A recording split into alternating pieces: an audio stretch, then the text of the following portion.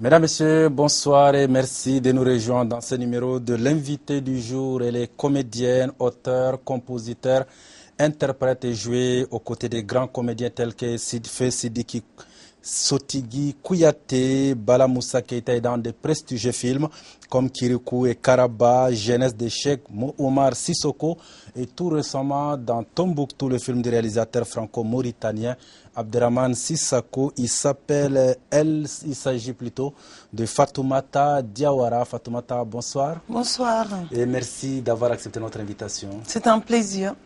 Voilà. Vous êtes né en Côte d'Ivoire. Très tôt, vous êtes engagé dans le cinéma. On peut considérer que vous êtes né sur un plateau de cinéma? Non, pas du tout. Pas du tout. D'ailleurs, j'ai commencé ma carrière cinématographique au Mali. Quand je suis venue au Mali 2 ans après, j'avais 12 ans. Et ma tante est comédienne, mon oncle aussi. Et ce sont eux qui m'ont élevée. Et, ils m'ont amenée sur un plateau de tournage, Tafé Fanga. Et de là-bas, j'ai commencé à faire mes premières phrases et tout ça.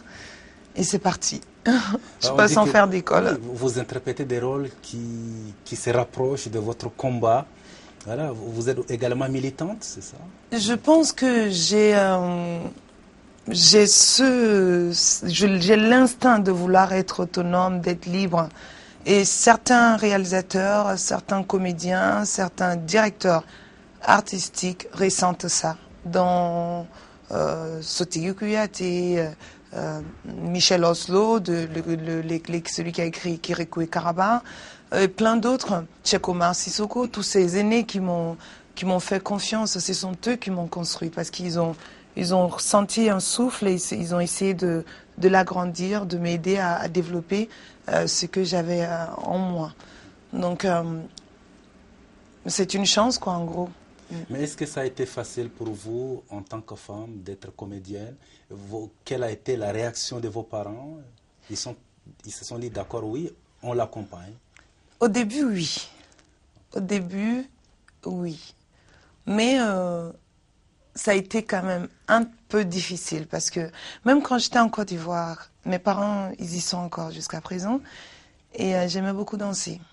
Je dansais avec une énergie très... comme si j'avais porté quelque chose de ma mère. J'ai ce truc-là, depuis que je suis enfant, j'ai envie de m'exprimer. Je suis à la recherche de cette liberté-là, je ne sais pas pourquoi. Et je dansais beaucoup, donc j'ai refusé d'aller à l'école. J'étais très turbulente et tout. Donc mon père m'a envoyée au Mali ici à cause de la danse. Donc cela veut dire que ça commençait à être un problème. Donc je stoppe la danse brusquement, ça a été pas facile.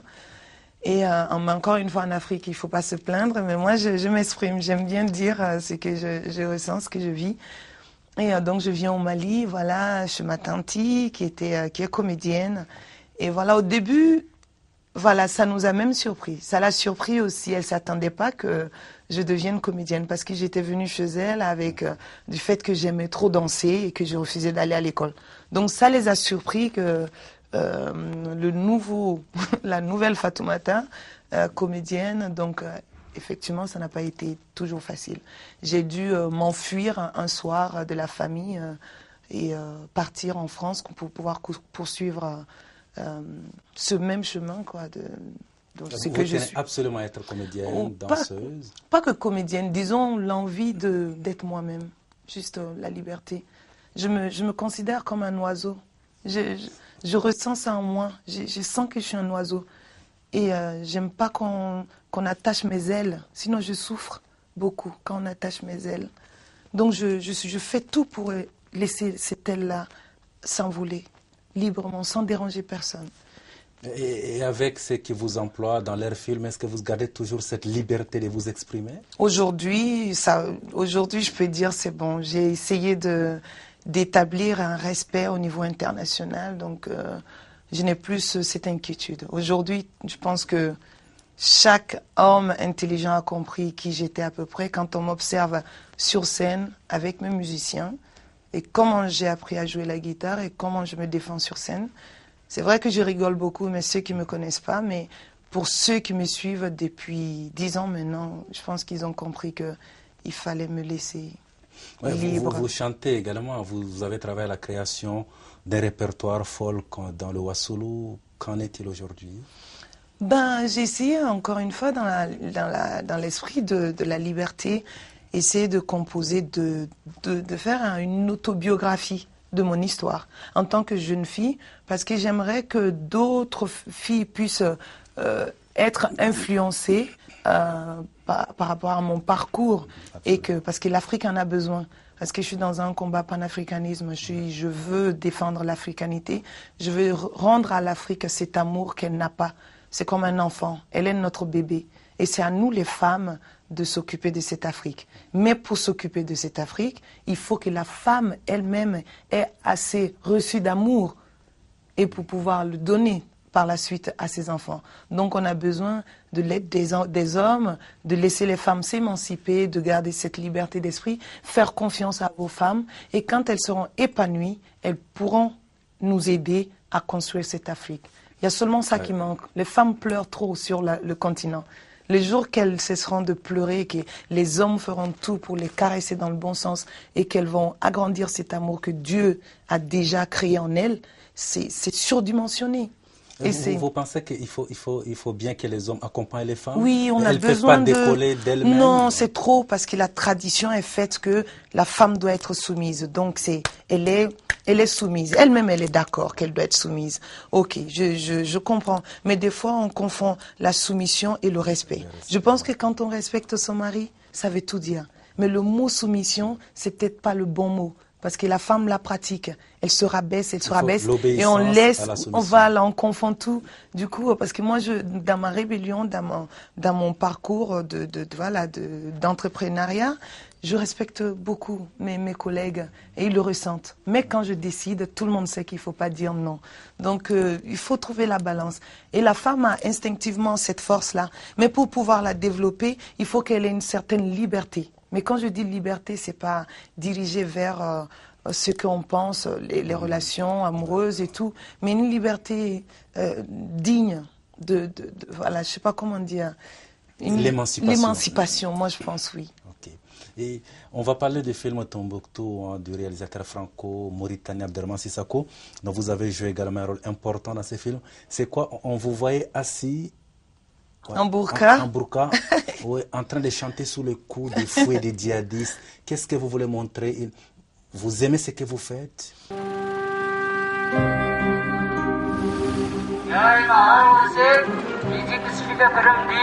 هل تعرف أن الكرة محرمة؟ كفر موسى. Qu'est-ce que tu fais là? Rien. Amenez-la. سنغصتك صوته دوالي لك دغك صوته بس قاعد تقولي نبي قاعد تقولي كجاك فريكه اوكي راسا نعم بقى بقول تكده فيها فلان فلاني اياتك كنا انا كبقى كنا بيدو كنا بيردو اجل كده انا سبب نكون تادو ايه وش ما يوان والله كويني فاسون ngo bale molu Tombouctou yene vasoye قولوا لا تغطي راسها مش مليحة demu somanu me kasilala انا صريت كده راس من غير سديت جيت مقطع Hier soir, on nous a surpris dans une chambre jouer de la musique. Est-ce que vous savez que c'est interdit? كفاكم انكم تسيئون للاسلام والمسلمين. تقول جهادي كنا. سندو فدود التمسي ولا تويس استماغدر ما دفعت مع تويت أنا بس أنا صارت وجواتي واتسن شنوارة وفاد بدد فري هذا الناس الدين توي كالنسنين فراس الدين توي كالنسنين دامت دين الشيك فأين هي الرحمة وأين هو العفو وأين هو التوكل بعد العزل؟ J'ai interprété un personnage qui a existé et que ce personnage aurait pu être moi. J'aurais pu être à cette place. C'est pourquoi le film d'Abderrahmane est intéressant. C'est comme une fiction tellement que c'est horrible. Mais en fait, c'est un documentaire. Il a juste raconté ce qui s'est passé à Tombouctou. Quand on le regarde, on ne peut pas imaginer qu'une telle chose puisse exister. Mais si l'histoire du Mali, vu la force à laquelle a commencé, si ça continuait, j'aurais pu être ce personnage. Du coup, cet amour pour jouer le rôle qu'il m'a offert était quelque chose de très naturel et très profond pour moi. Vous chantez malgré les coups, c'est quoi? Vous voulez exprimer une certaine révolte, Je veux garder cet oiseau, je veux défaire les cordes, je veux l'attacher, mes ailes. Il ne faut pas attacher l'aile d'un oiseau. Ils veulent nous empêcher. Les artistes sont des oiseaux. Ils doivent chanter librement. Et on veut nous arrêter, nous empêcher de chanter, de voler et de chanter. Ça, c'est d'une tristesse, quelque chose de... Ça paraît simple, mais un artiste, tes armes sont ta voix. Raison pour laquelle Maliko...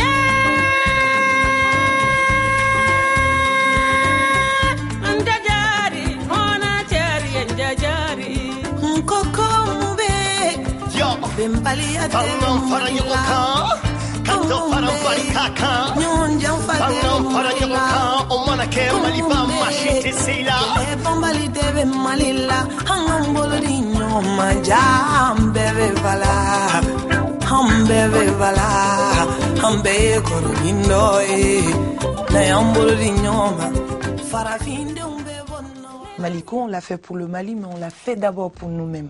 Pour dire, touchez pas à notre arme. Nous, on avait ça comme arme. Nos voix, nos guitares, nos balafons, bolons, les koras, et les voix, les belles voix comme Oumou et Babani, tout ça, et Kaira Arbi, toutes ces femmes qui crient la liberté. C'est dans la continuité de ce combat. On ne veut pas rentrer dans ce combat avec les armes pour tuer. Mais nous, on utilise nos voix pour percer l'âme des gens. Et avec Maliko, on l'a confirmé mondialement. Les gens ont bien compris que les artistes, au moins dans ce pays, au Mali, ils ne se laissent pas faire. Très bien. Et dans ce film Tombouctou, hein, c'est un film qui a fait l'unanimité au dernier festival de Cannes. Et finalement, il est passé à côté de la Palme d'Or. Vous avez été surpris? Toute la France, le monde entier a été surpris. Parce qu'on peut dire le monde était à Cannes. J'y étais. J'ai arrêté ma tournée, je suis allée soutenir Abdraman parce que je l'aime beaucoup et je trouve qu'il mérite un soutien énorme de la part de nous tous, de tous les Maliens et de tous les Africains. Parce que ce film parle du Mali, ça paraît, on dit Tombouctou, mais on passe encore une fois à travers le Mali pour aborder un sujet qui concerne toute l'Afrique, qui concerne le noir, le monde, mais d'abord on va sauver notre tête parce qu'on est les premiers à être. Donc pour la première fois, on essaye de continuer avec le cinéma pour se défendre. C'est qu'Abdraman m'en a même parlé, tu vois, Maliko et tout l'a beaucoup aidé. Donc on est très complices et moi je le suis, mais à fond quoi. Je vais donner ma tête à couper et en restant à côté de lui. Donc j'étais à Cannes le soutenir, dire que oui, je défends ce qu'il dit. Et ben du coup à Cannes tout le monde était surpris parce que personne n'a vu ce film et n'a pas eu, qui n'a pas pleuré des larmes aux yeux. Vu, donc c'est ça qu'on lui-même. Tout le monde était surpris. Ouais. Du coup cela ne m'étonne plus. Ça veut dire que le public aime, c'est l'essentiel. Vous pensez qu'il y a une certaine discrimination à Cannes quand il s'agit des films africains, par exemple, face à des films à gros budget, des films européens ou américains, par exemple? En revanche, ça, c'est un film à gros budget. C'est un très très grand film. Raison pour laquelle pour laquelle ils ont accepté quand même une sélection officielle. C'est un grand pas. C'est un grand pas. Je pense que c'est le deuxième film ou l'un des premiers films à avoir à participer voilà, à la compétition officielle. Donc pour nous, c'est déjà un espoir. Moi, je trouve ça bien. Et en fait, le prix, c'est le formel, c'est juste une histoire de formalité. Mais si le public aime, pour moi, c'est le plus fort. Vous avez joué avec des acteurs, certains sont des professionnels, d'autres des novices. Est-ce que la collaboration a été facile? Ça a été très facile, parce qu'on a tous compris que c'était notre combat. Encore une fois, il s'agit de l'Africain, quoi. Attends, t'es dans ton pays tranquille, quelqu'un vient de quelque part et t'empêche de faire ce que tu veux. C'est pas juste. On était tous face à cette injustice et tous d'accord que ce n'était pas juste de nous empêcher de tuer des jeunes filles parce qu'ils s'aiment, soi-disant qu'ils ne sont pas mariés. Ça, c'est une scène incroyable. Il n'a pas fait semblant. Il montre tout dans le film. Tout. Il est allé sur le terrain pendant 6 mois. Il a questionné les gens de la réalité. Donc le film est un documentaire. Tout est un fait réel. Mais certains critiques disent également que dans ce film, le réalisateur essaie d'humaniser un peu les djihadistes quand on voit un monsieur qui devait être exécuté. C'est ça qui est intéressant. Donc on demande à l'interprète de ne pas dire au père de la fille que sa fille va être veuve. Alors... C'est intéressant, il y a une subtilité dedans, parce qu'il n'est pas dans l'agressivité. Abdraman, c'est un homme très intelligent, donc il a essayé de parler de la frustration de celui qui se lève et qui vient demander à l'autre d'être parfait, alors que avant de demander à l'autre d'être parfait, mais remets-toi en question d'abord. Est-ce que toi, tu es parfait? Qui est parfait sur cette planète pour demander à l'autre d'être parfait? Nous sommes tous des éléments de Dieu. Justement, en donnant la liberté à l'autre de faire ce qu'il veut, c'est là que tu lui donnes, tu l'aides à être parfait. Pas en le tapant dessus comme ils le font. Pas cette violence. Mon pays, notre pays n'est pas un pays de violence. Donc, il essaie juste de leur renvoyer leur image. Leur image. Propre image. Fatoumata Diawara, vous êtes jeune, beaucoup de jeunes filles qui vous regardent ont envie de devenir comme vous. Est-ce facile d'être comédienne? Si vous avez des conseils, des astuces à leur donner, ce serait quoi? Ah, c'est pas facile. Je sais que c'est pas facile, mais j'aime pas dire ce mot. Mais je préfère le dire parce que quand on me voit sur scène et me voir sur les plateaux dans le monde entier, on pense que, voilà, on se demande comment elle a fait pour arriver là-bas. Et je ne pourrais pas peut-être répondre à toutes et à tous, mais moi j'aime travailler.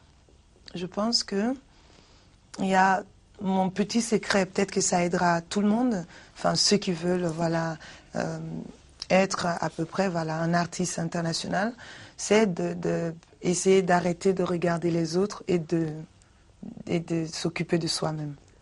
Parce qu'en Afrique, on a tendance à s'oublier. Comme l'œil est puissant, l'œil est fort, l'œil est notre âme et notre cerveau. Donc tout ce qu'il voit, il enregistre. Donc à force, comme on vit en communauté, moi ça m'a aidé d'être en France. J'ai mené une vie de solitude pendant longtemps.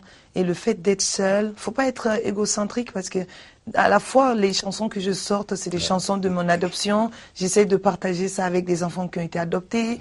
Et c'est la femme, le chemin de la femme, parcours de la femme. Et les enfants qui sont mal écoutés, enfin qui sont pas comprises. Donc je vais aborder des thèmes quand même sociaux. Mais à la fois, il y a une solitude. Je m'enferme dans ma bulle et j'ai pas trop de jugement envers les autres. Je suis assez tolérant envers les autres. Mais moi-même, je suis très très dur. C'est pourquoi je grossis pas. Je fais pas de cadeaux. Je pense que cette exigence est valable pour tout le monde. Inconsciemment, c'est une école énorme. Enfin, en tout cas, c'est ce que je pratique beaucoup. C'est valable et pour la comédie et pour la chanson. Tout, ta personne en question. Et j'ai eu la chance voilà, de travailler avec Sotigui Kouyaté, qui a cultivé ça en moi. Il m'a souvent dit ça. Tous les matins, quand on faisait des exercices, il me disait « Arrête de dire moi, tu n'es rien, t'es personne ». C'est qu'il m'a appris à adoucir cet ego. Il sentait que voilà, il y avait un peu de confiance, mais ne le fais pas paraître. Cache-le. Sinon, tu vas gâcher, tu vas empêcher. Parce que j'ai eu beaucoup de... Quelque part, on demande aux comédiens d'être humbles. Hein, oui, mais sors-le quand il le faut. Moi, c'est ça. Il n'y a que quand je travaille que je m'expose à 100%. Mais dans la vie, je me fais très bas. Et tant mieux. Finalement, ça m'a aidé. Parce que comme j'étais tout le temps à 100%, quand j'étais enfant, on me jugeait alors que je n'étais pas. On m'imaginait autrement. On ne m'a jamais comprise, en fait. Moi, je me sens un peu comme quelqu'un de jamais comprise, comme la plupart d'entre nous. Hein. Je pense que tout le monde a ça. Et c'est le fait que tu n'as pas l'éducation de pouvoir gérer, de placer les émotions au bon endroit. C'est que Sotigi m'a beaucoup appris à faire ça. Il n'y a que quand tu m'appelles pour un rôle, dont Kirikou et Karaba, le personnage Karaba, quand j'avais fait l'audition, voilà, le producteur, il disait, mais tu souriais tout le temps, tu avais l'air douce, mais j'ai juste fixé dans tes yeux, j'ai compris qu'il y a quelque chose caché derrière c'était. Et Michel Oslo a été le seul à avoir vu ça. Et ça me fait plaisir. Il y a ces rares hommes sur la planète qui arrivent à regarder dans mes yeux et voient qu'elle rigole beaucoup, mais derrière, il y a une profondeur. Et ça, c'est la leçon de Sotigi. Il m'a appris à m'adoucir. Oui, énormément. C'est même quand j'ai appris à appliquer ça que les gens, du coup, on va me chercher. Ça fait que les gens viennent te chercher. Parce qu'ils sentent dans les yeux qu'il y a quelque chose. Et ça les attire vers toi. Mais si énergiquement, tu montres tout, je suis fort, je suis plus intelligent, je suis plus comme je le faisais quand j'étais enfant, ça m'a beaucoup desservi. Et voilà, c'est des petits exercices, on va dire, des anciens. Et j'ai eu la chance d'avoir cette école-là avec mon papa, mon grand-père, Sotigi Kouyaté. Il paraît que vous êtes présenté il y a quelques années à un casting où il y a 100 candidates. Et du coup, vous avez été retenu sur le champ. C'est les deux expériences là, les deux. Je pense avec Royal Deluxe, oui. Royal Deluxe, ils avaient galéré pour trouver une femme. Ils voulaient une africaine. Quelle a été votre chance, votre point fort parmi les 100 candidates? Je ne sais pas. Je pense que c'est les mêmes. C'est l'énergie. Parce que j'ai ça dans la musique aussi. J'ai eu la chance de travailler avec Damon Albarn. Et entre Roberto Fonseca et Flea, tous ces grands chanteurs, Herbie Hancock et Bobby Womack, c'est des classiques. J'étais pas née, c'est deux générations, je sais pas, la génération d'avant ou même deux générations avant moi. C'est pas rien, c'est que les gens le ressentent. Ceux qui ont le temps, qui ont la force d'être avec eux-mêmes, arrivent à me rencontrer. Parce que je suis beaucoup avec moi-même. J'essaye en tout cas. J'essaye de passer beaucoup de temps à me remettre en question. Parce que Sotigi m'a dit que l'école de soi n'est jamais finie. Donc chaque matin, je me remets en question. Est-ce que ce que tu as fait hier à telle personne, c'était bien? Sans trop te perdre, mais c'est dans la bonne démarche, c'est dans l'amélioration. Du coup, c'est une bonne école. Parce que si tu passes ce temps-là sur les autres, entre-temps, toi-même, tu fais que des conneries sur la route. Vous m'excusez du terme, mais bon. Ouais, vous parcourez la planète, hein, et puis vous avez eu un projet en Chili, je pense, avec les balayeurs. Les balayeurs du désert, oh là là. C'est quoi cette histoire, ce projet? Ah là là, ça c'était à travers le Royal Deluxe aussi. Ouais. La compagnie de théâtre avec lequel je travaille pendant 6 ans. C'est avec eux que je me suis enfuie, d'ailleurs. Que j'avais quitté le Mali pendant 4-5 ans, sans donner de nouvelles à ma famille et tout. Je coupais le pont pour pouvoir me reconstruire. Et je me suis rendu compte qu'en fait, c'est là que je me suis vraiment rencontrée.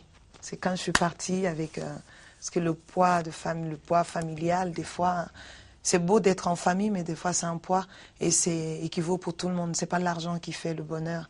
Des fois, c'est ta liberté qui te rend heureux. Et mon cas est un exemple parfait pour cela.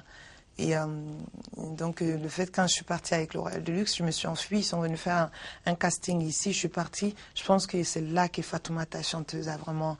J'ai essayé d'ouvrir les ailes, mais pleinement. Avant, c'était un peu... Et là, j'ai fait voir. Et je vais attraper le monde avec mes 2 mains. Et dans cette liberté-là, je me suis rasé les cheveux. Et j'ai laissé pousser mes dreads. Et j'ai compris que j'aimais pas les rajouts, j'aimais pas tout ce qui était esthétique. En fait, naturellement, j'étais profondément rasta en fait dans mon âme. Mais qui dit rasta, c'est spirituel. Pas rasta, cigarette, je fume pas, je bois pas. Mais j'ai créé ma spiritualité de rester pure, mais dans tous les sens. Pure dans l'âme, dans le visuel, dans ce que je fais. Quand je parle aux gens, tout reste pur. Ça peut te blesser, je trouverai des bons mots pour ne pas te blesser, mais je te dirai toujours la vérité. Et ça a été, c'est devenu ma nouvelle fonction. Et sur scène aussi, ça marche. Parce que j'essaie d'être vrai avec mon public. Et ils le ressentent. Mais vous, quand on vous remarque facilement tout le temps, vous êtes habillé à l'africain, peut-être des colliers Maasai, oui. Des habits, voilà, Zoulou, Soksa, d'Afrique du Sud. Mais c'est quoi? Pourquoi vous aimez mettre toutes ces particularités africaines en vous? Vous voulez vous définir comme une vraie africaine? Oui, j'ai envie d'unifier l'Afrique à travers l'art. C'est difficile de parler, mais je fais un acte. J'agis pour dire que l'Afrique, c'est que dans l'union qu'elle va s'en sortir. Qu'on arrête de voir les pays, les frontières. Ce n'est pas nous qui les avons tracées. À partir de là, ouvrons. Et vous avez l'impression que vous êtes comprise? Je pense que ça commence un peu, j'espère. Je pense que ça commence un peu. Et c'est un combat qui prendra beaucoup de temps parce que l'amour et la violence, le mal gagne plus de temps que le bien. Donc le bien, l'amour, voilà, un combat dans l'amour prend beaucoup plus de temps. Et j'espère rester longtemps sur cette planète pour pouvoir, dans les années à venir, pouvoir influencer ma génération à retourner vers l'Afrique. Car, justement, un petit secret en fait, c'est que c'est plus tu es africain que l'Occident t'apprécie. On ne le sait pas quand on vit sur le continent. Moi, aux États-Unis, il fallait le dire, il faut qu'on le sache. Plus tu es africain, le monde est à la recherche de l'Afrique. Mais comme l'Afrique se cherche elle-même, on attend. Mais sinon, en haut, ils ont fini. Le développement, ils se sont développés, voilà. Il y a une machine qui tourne. Mais l'Afrique, ça ne tourne pas encore assez. Donc le monde regarde l'Afrique. Tout le monde dit que l'Afrique est le futur. Oui. C'est vrai. Mais il se fait que notre génération n'est pas prête pour accueillir. On veut être des Américains, alors que les Américains cherchent nos coris. Voilà, on n'est pas encore... On utilise beaucoup le mot aliénation, aliéné. C'est que notre génération est un peu aliénée. Il faut qu'on s'accepte. Il faut qu'on s'aime. Il faut qu'on accepte qu'on est africain. Et on verra, le monde viendra. Tout le monde viendra vers nous, mais pas pour nous piller, mais justement pour partager avec nous. Parce qu'ils veulent apprendre de nous.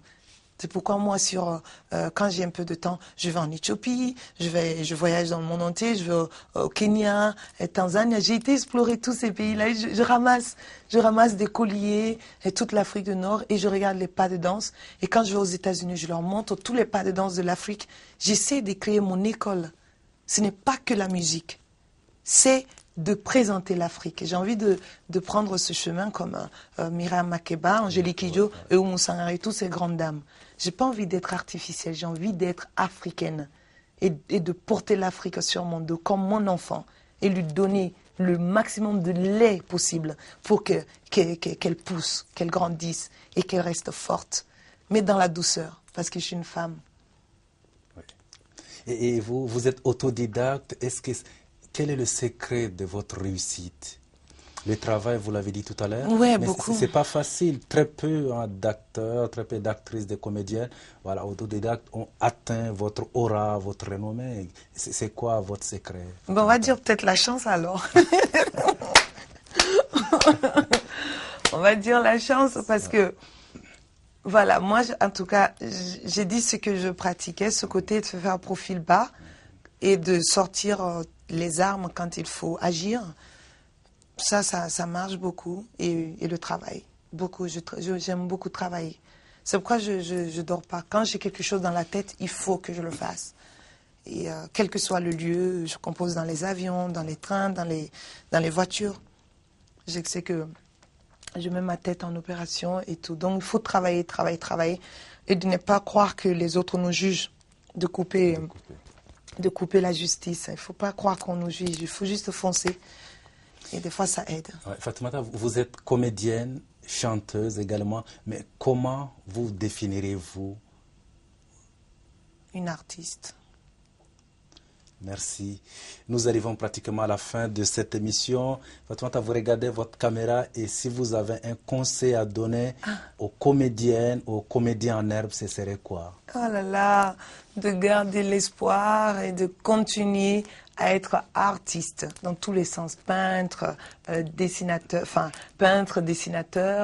créateur de style et voilà, comédien, danseur, de respecter. On demande à nos gouvernements de respecter ces gens-là. Nous sommes une famille, une équipe qui essaie de faire son mieux pour que la société avance, pour que le pays avance. C'est aussi une politique, même si le langage est un peu différent de leur, mais c'est aussi des personnes qui se battent pour une cause bien précise.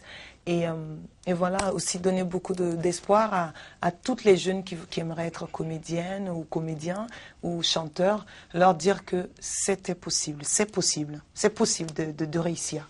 Mais il faut chercher des astuces. Sur Internet et tout, il y a beaucoup. Si on veut avancer, on peut trouver les solutions et en s'entraidant, comment dire, ouais, en s'entraidant.